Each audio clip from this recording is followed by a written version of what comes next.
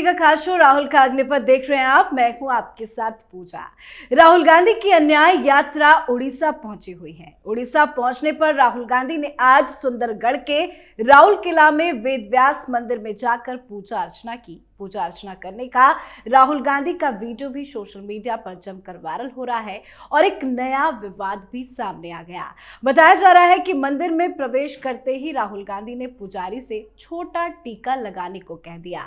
Video viral होने के बाद कांग्रेस नेता जयराम रमेश ने इस पर सफाई भी दी। उन्होंने कहा कि ये बीजेपी की रची हुई साजिश है, उनके पास कोई दूसरा और काम नहीं है। साथ ही खबर आज ये भी सामने आई कि देवघर में राहुल गांधी के प्रवेश के दौरान जो हंगामा हुआ था उस पर मुकदमा दर्ज किया गया है। तो क्या कुछ पूरी अपडेट बताएंगे आपको। साथ ही उड़ीसा पहुंचते ही राहुल गांधी कैसे एक बार फिर से विवादों में आ गए हैं, इस पर भी अपडेट देंगे। चर्चा के लिए मेरे साथ स्टूडियो में मौजूद हैं कैपिटल टीवी के एग्जीक्यूटिव एडिटर राजीव जी। सर, आपका बहुत बहुत स्वागत है। धन्यवाद। क्या हो गया है राहुल गांधी को, आजकल मंदिर मंदिर के चक्कर क्यों काट रहे हैं? देखिए, राहुल गांधी एक दिग्भ्रमित वरिष्ठ युवा है।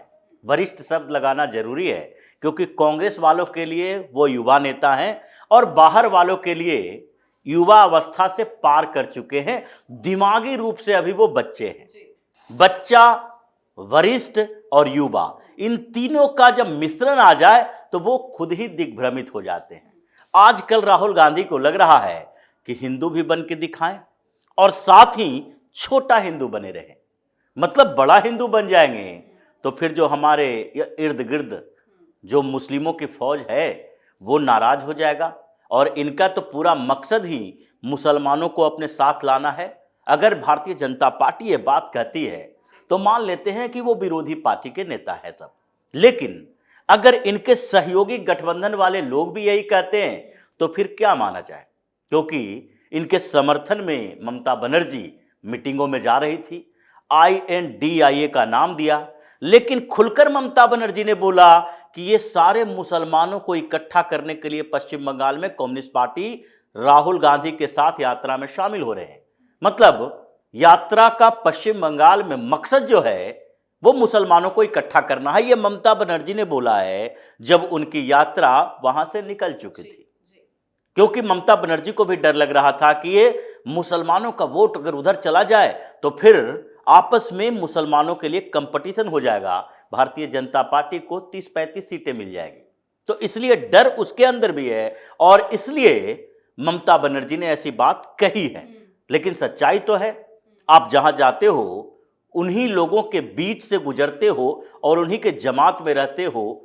और दूसरा, जो हिंदुओं को भ्रमित करने के लिए मंदिरों के पास चले जाते हो। जब मंदिर में PM मोदी के नाम से नारे लगते हैं तो आप कहते हो कि ये दंगा करा रहे हैं, फसाद करा रहे हैं। किसी का समर्थन करना गलत है क्या? राहुल गांधी को देवघर के मंदिर में पीटा गया था, मारा गया था, धक्केबाजी की गई थी। वहां पर सिर्फ उनके इर्द गिर्द के लोग जो थे जय श्री राम और मोदी मोदी के नारे लगा रहे थे। यही तो सबसे बड़ी दिक्कत हो गई। अब इनको दिक्कत हो गई और इनके सहयोगी पार्टी की सरकार वहां, कांग्रेस उसमें भागीदार है, तो इन लोगों को लगा कि 2-4 राज्यों में जहां पर हमारा अस्तित्व है वहां तो कम से कम हम बदला ले लें, मोदी के समर्थकों को हम जेल में डाल दें। क्योंकि इनसे पहले जो असम में भुगत के आए हैं और इनके सारे चट्टे बट्टे जो हैं आज थाना का चक्कर लगा रहे हैं। हेमंत बिस्वा शर्मा ने ये पूरा शेड्यूल तय कर दिया है। 7 तारीख को उसको बुलाना है, 12 तारीख को उसको बुलाना है, 15 तारीख को वो आएगा। जितने लोगों का नाम है सबकी पेशी थाने में हो रही है। और फिर उसके बाद उन्होंने पहले कहा था चुनाव का इंतजार कर लेते हैं, क्योंकि चुनाव में हमारे लिए राहुल गांधी असेट है। तो क्या ये बदले की कार्रवाई समझे?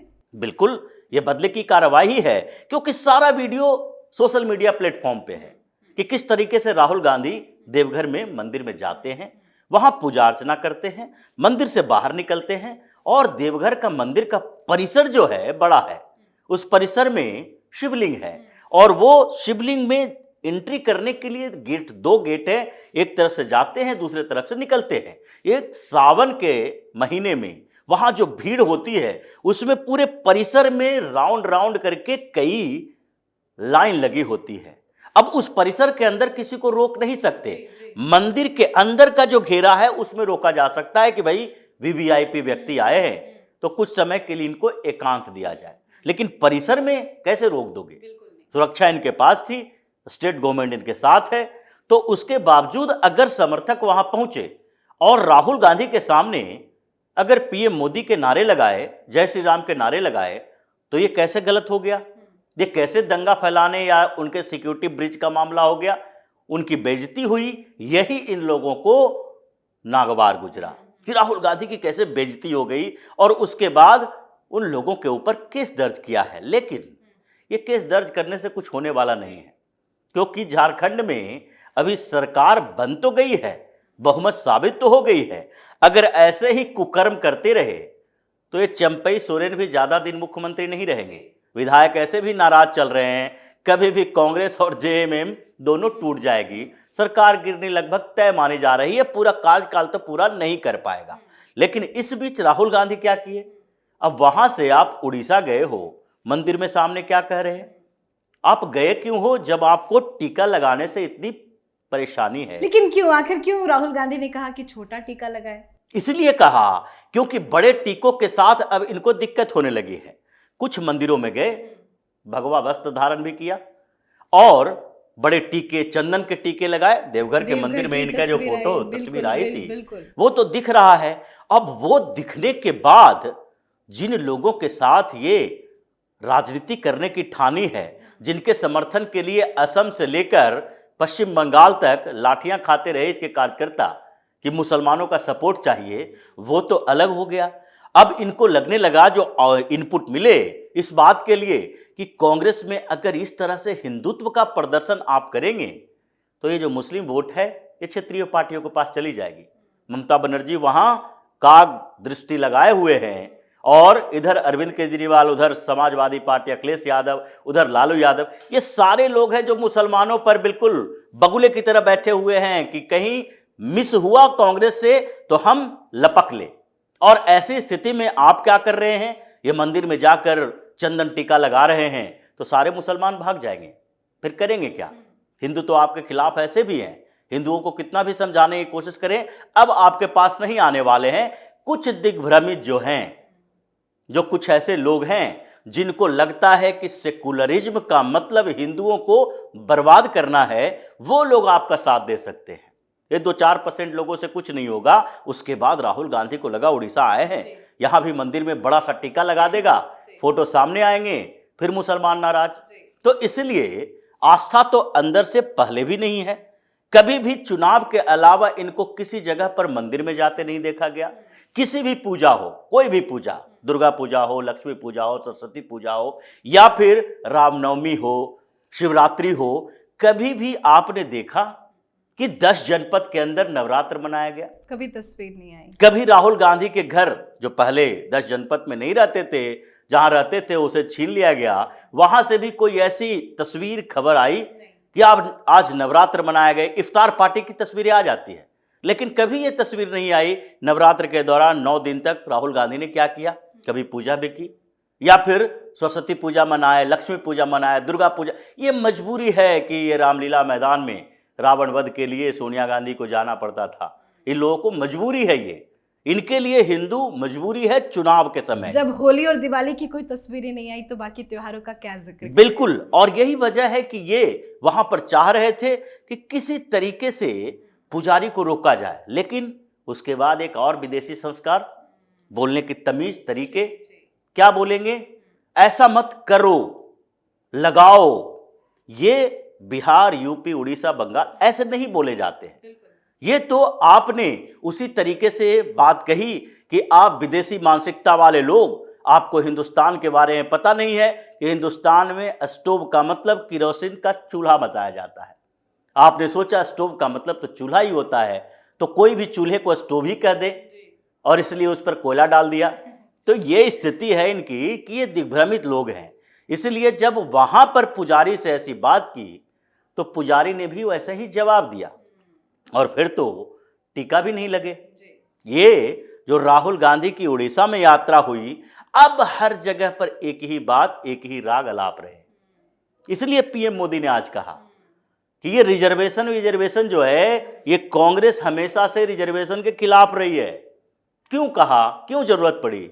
क्योंकि राहुल गांधी भ्रम पैदा कर रहा है कि 50% का कैप भी हटा देंगे। ये सुप्रीम कोर्ट के आदेश वादेश से हमें मतलब नहीं है, हम उस कैप को हटा देंगे।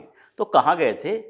जवाहरलाल नेहरू के समय से इंदिरा गांधी तक इतने समय में 2 रिपोर्ट आई रिजर्वेशन को लेकर। पहले 1953 में आई काका कालेलकर रिपोर्ट।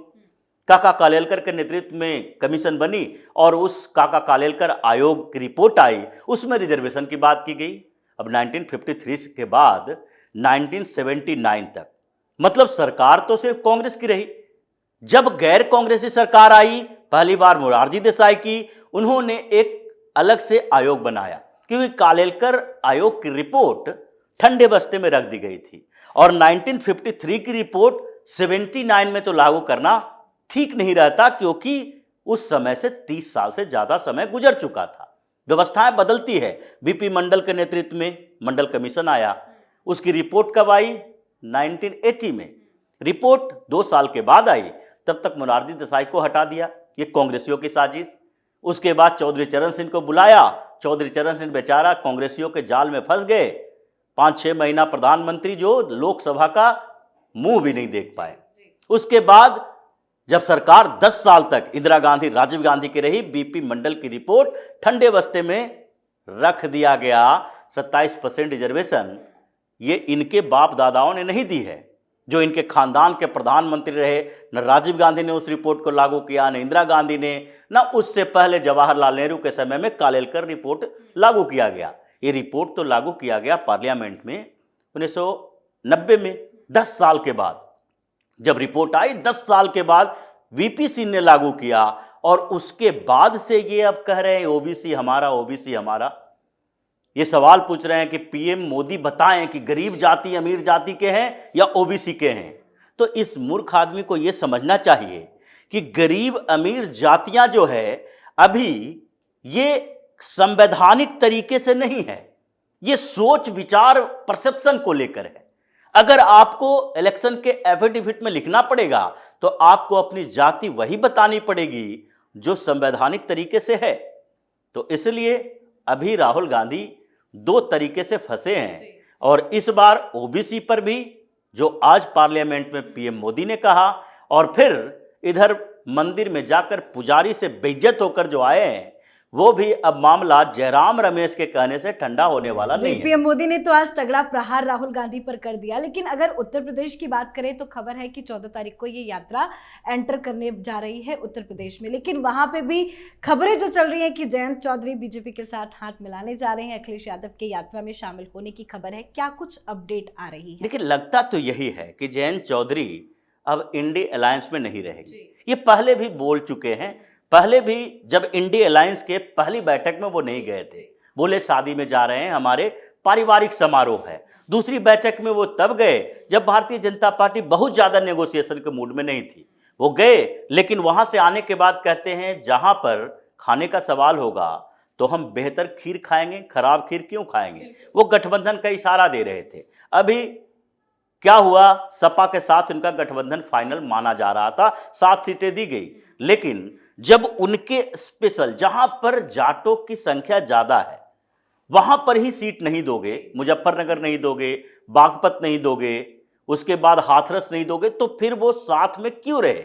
और वो भी कि सपा के साथ लड़ने पर अभी भी ये तो होता है कि जाटों का वोट 50% से ज्यादा भारतीय जनता पार्टी के पास, 50% इन लोगों के पास। तो ऐसे में अब ये विचार कर रहे हैं, पहले भी भाजपा के साथ गठबंधन में रहे थे, चौधरी अजीत सिंह भी रहे थे, तो ये भी विचार हो रहा है कि 2-3 सीट अगर भाजपा दे दे तभी भी हम खुश हैं, क्योंकि 3 सीट मिलने का मतलब है तीनों में जीत होना।